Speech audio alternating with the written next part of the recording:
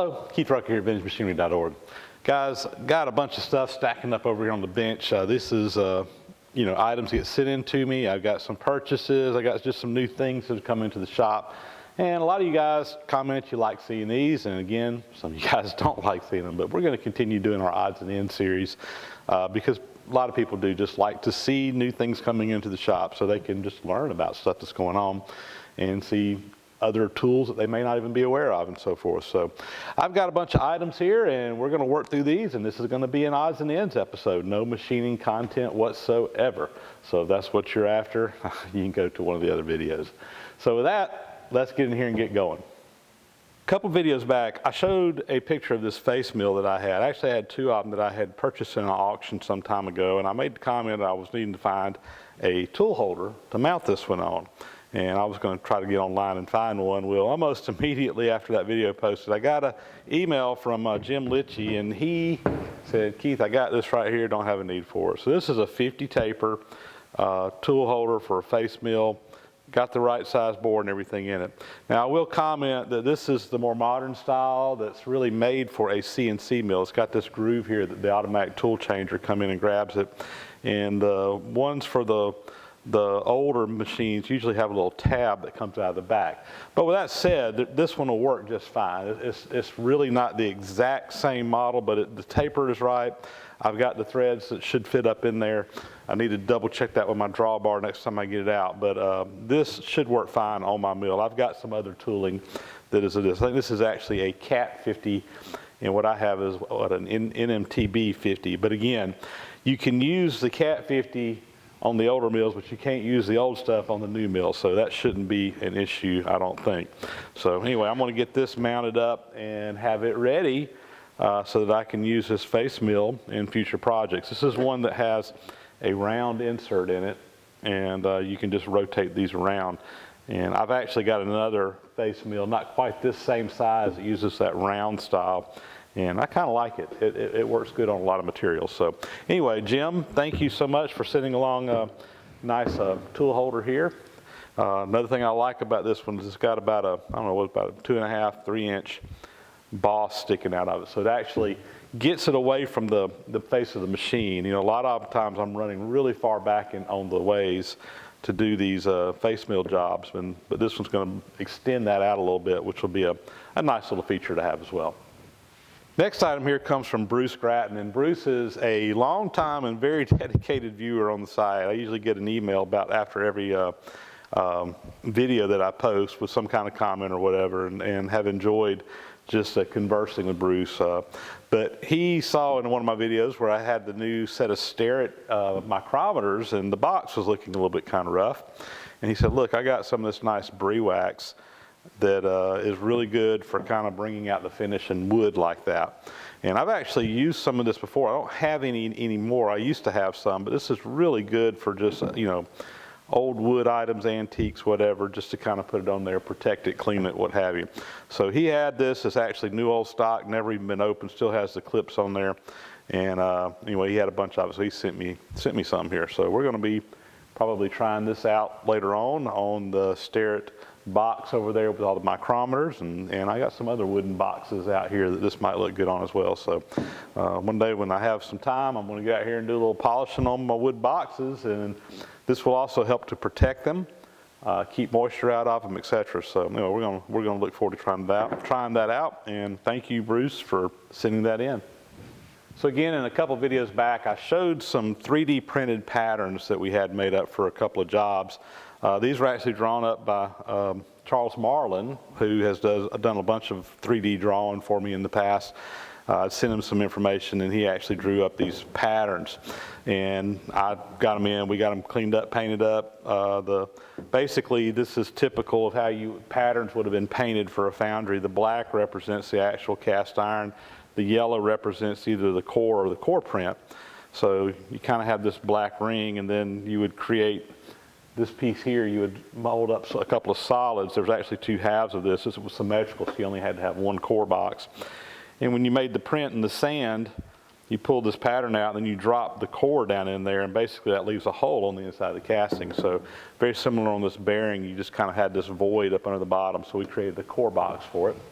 Well, I sent these off to my foundry, Cattail Foundry, which is an Amish foundry up in Pennsylvania, and just this week I got my castings back. So there is the cast iron piece that would become the blast nozzle on the steam locomotive at the museum. I've got some machining to do to this one, but again, you can see, just like on the pattern here, where you got the black, that's what you end up with, and the yellow is kind of the hollowed out core in the middle. And the other one here, this was a bearing shell for a cane mill. And this one was actually cast in bronze. This is, I believe, silicon bronze is what they use. It's a bearing type material. And this is going to become a bearing that goes into, again, a cane mill that they use to crush sugar cane to get the juice so that they can boil that down and make a syrup out of it. It's also used in the production of sugar. If you wanted to actually refine it all the way down to sugar. Now down in the South, it was real common for farmers a long time ago to grow a little cane patch, and they would just boil it down and make a syrup out of it that they would use as a sweetener. And that tradition kind of holds on down here, and some of these guys have some of these old cane mills that they're trying to get restored and running again. So this is kind of an insert. It just kind of slides up into a housing. This is tapered, and it just kind of rolls on a bearing down here, or on a shaft. So this was actually being done for a friend of mine here locally, and I'm going to get that to him here pretty quick and let him try to use it. May not even do any machining on this. I need to double check the diameter of his shaft and see if we need to enlarge it, but I think we tried to shoot it where it would just fit right down on there, and this will actually wear in pretty quick. I may do a little cleanup in there before we get it to him. Just need to find out his shaft diameter. Anyway, I thought I would show these castings that came back from Cattail. Always nice to get some new items here. And I know I always get asked, you know, how much do they charge for this kind of stuff? And I don't have the invoice right here in front of me, but this piece here, it was like $20-something. And then this bronze piece was a little bit more expensive. It's probably 3 times as heavy as this other piece. At least twice as heavy. I think this one was like $60-something to have that one cast. So in the grand scheme of things, pretty reasonable. It's hard to find a foundry that's willing to do one-off castings anymore. You know, if you go to most foundries, they want to make hundreds of a part, if not thousands. So, you know, scale of production or whatever, you know. So anyway, nice to have a foundry I can get this one-off stuff done, and they always do a great job. So anyway, I just thought I'd follow up with these. May not see this casting again, depending on what goes on. This one here will become a video that we'll be doing some machining and getting that installed on the steam locomotive, hopefully rather soon, just depending on how much time I have. Anyway, thought I'd share that.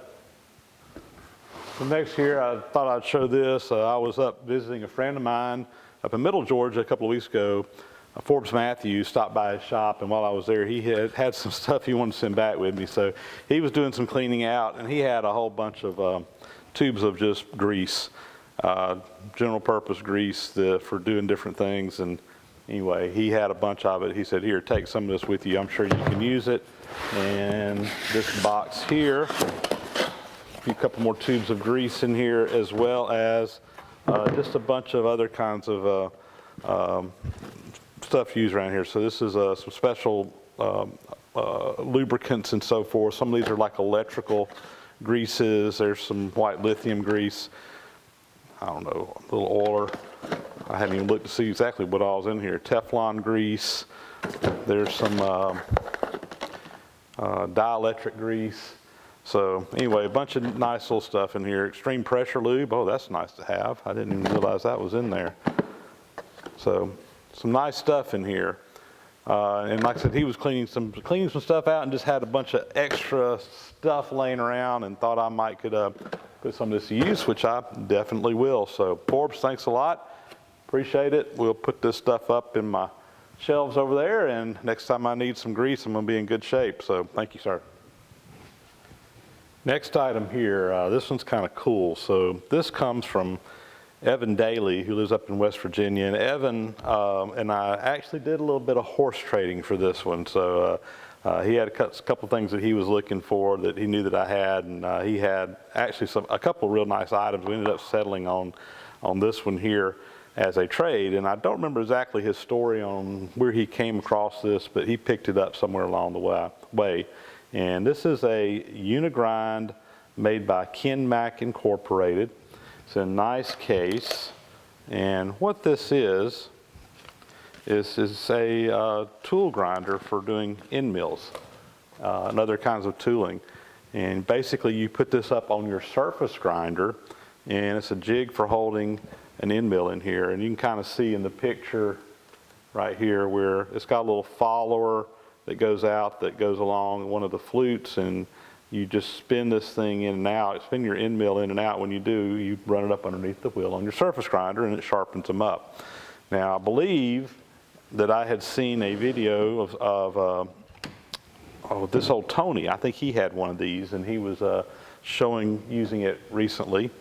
And I thought that was kind of neat, and then this one showed up. So anyway, this thing appears to me to be in near pristine condition. It doesn't look like, it may be brand new. I mean, I don't even know this thing's ever been used at all.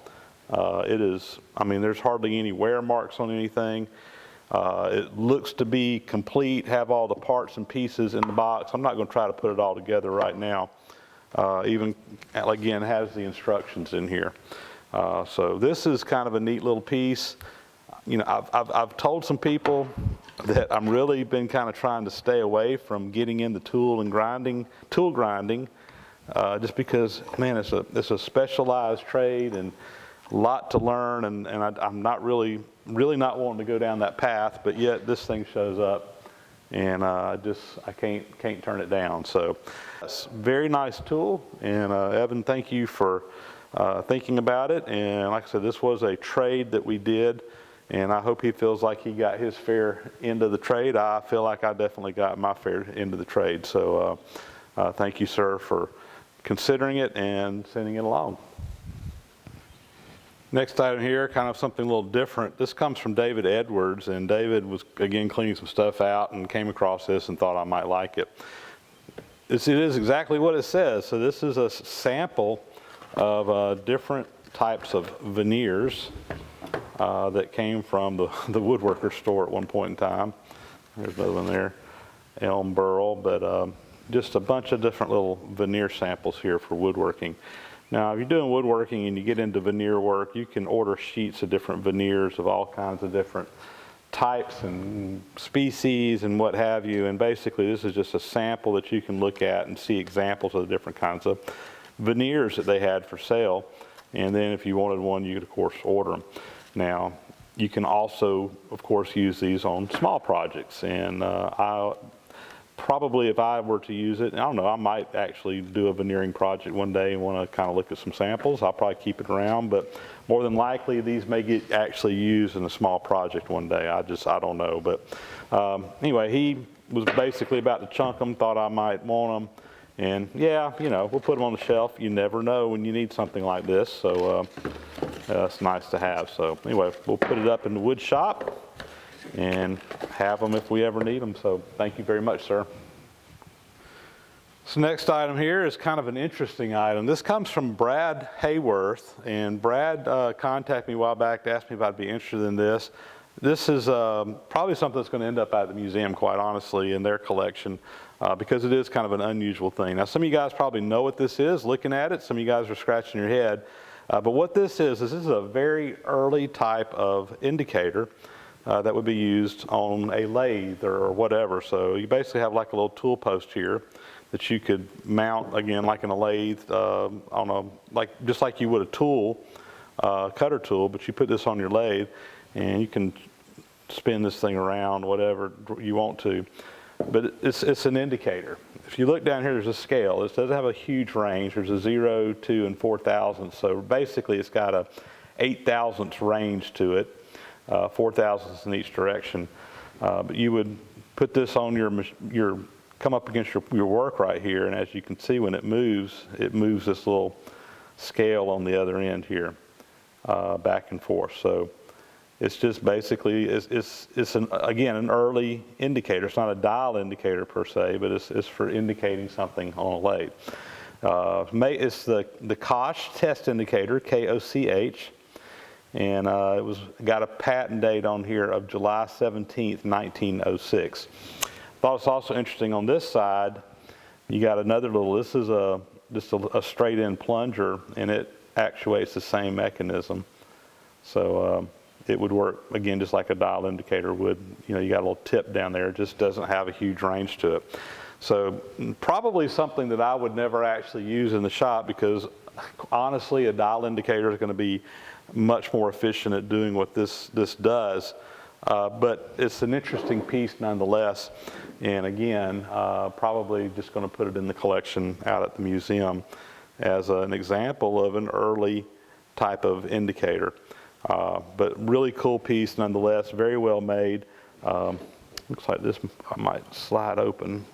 Well, it probably does, but it's not going to come off easily, so I'm not going to mess with that. But anyway, just a neat little tool. So thank you, Brad, for sending that along. This will be nice, and we'll get it out to the museum where it can be seen by others. So thank you, sir.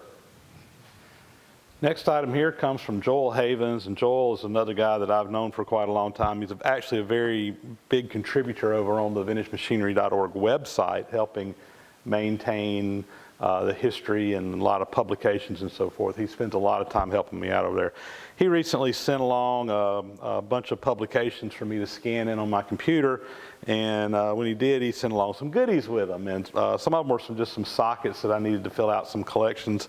I put those up in my toolbox, but this one here I thought was interesting. You guys might like to see. So this is a little sterret box.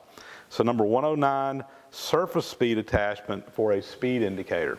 Now I've seen these in the catalogs. I've never actually seen one in person before. And it's basically this little wheel right here. And it also has in here some tips. These really aren't part of this kit, but they go with the same thing. So if you're not familiar with what a speed indicator is, this is basically an example. Here's another one that I have of some sterret speed indicators. Get that in frame. Let me pull this one out. So, and what these are is basically used to determine the speed of a pulley or whatever, a shaft that's rotating. You just take this little tool. You got some different tips that go on here. That's what these are here, different tips. I'm kind of glad, because I don't think this is an original tip right here. So maybe I can get one on here that's more correct. But you know, you got a center in your shaft. You go stick this in that center while it's running, and basically you time yourself for a minute or 30 seconds or whatever time you want to. And as this rotates, this dial goes around, and you can count the number of revolutions per minute that shaft is turning. So it's basically a tachometer for all intent and purposes. And I got a couple of different styles. These are both sterrets. So what this little piece does is you take it and slide it up over the end of your piece. I'll have to take that one out. But anyway, you slide that on there, and this is for calculating the surface speed of a pulley or something like that. So I got my sterret book here, and I'll just show you right there. There it is, showing up on a speed indicator. It's just an attachment that goes on there. And I'll just read the description. It pretty much tells how to use it. It says, this attachment is used in conjunction with the sterret speed indicators to determine the surface speed in feet per minute of shafting pulleys, wheels, bandsaw blades, etc. It consists of a rubber-tired wheel which fits over the spindle in a way that over the spindle of any one of our speed indicators. Machine operators will find it helpful in determining whether the machine is running at the correct speed to obtain the best results from the cutting tool. It is operated by holding the rubber-tired wheel against the outer surface of the object being checked for 1 minute. The number of revolutions read on the dial is then divided by 2 to obtain the surface speed in feet per minute, since 2 revolutions of the wheel equals 1 foot. So again, you put it up on the face of a pulley or whatever, time it for a minute, count the number of revolutions on here, you divide that by 2, and that gives you the surface speed of a pulley or whatever you're checking. So anyway, neat little attachment. Again, I've seen them in the catalog, so I've never actually seen one. So now I've got one in the box, and again, it came with some little tips to go on some speed indicators here as well. So anyway, thank you, Joel, for sending that along. That's a neat little item to have. I'd greatly appreciate it. Well, there you go, guys. That'll be a wrap on this episode. Just some neat little items that came in the shop. I'm going to get all this stuff put up now. We can use it and what have you. And thank you to everybody who sent some things in. And I hope you enjoy these. I hope you enjoy kind of seeing new tools and new things that you may not get to see elsewhere. There's just so many neat little things out there. And when things show up in here, sometimes I think people do like to just see what's going on and kind of have an idea of some of the neat tools that are out there. And that's kind of the purpose of these odds and ends videos, and just to keep you caught up with what's going on in the shop here. So thanks for watching, guys, and we'll catch you on the next video.